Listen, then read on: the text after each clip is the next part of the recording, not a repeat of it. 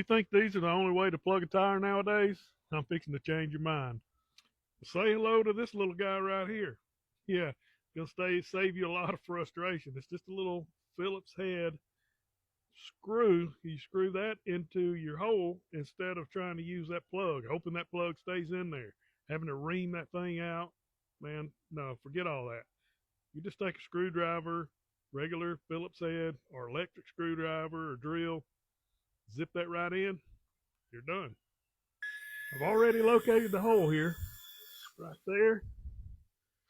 You just zip that right in. It's that simple. You're done. These come in two different sizes. You have the smaller size and the larger size, different size holes. They come in these little baggies, zip top, and there's 30 pieces of each, 30 of the larger, 30 of the smaller. It's free shipping on these right now. Man, it's so much easier than them old plugs.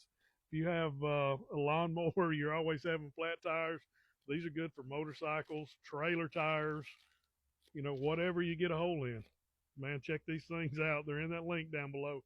And don't forget, they're free shipping.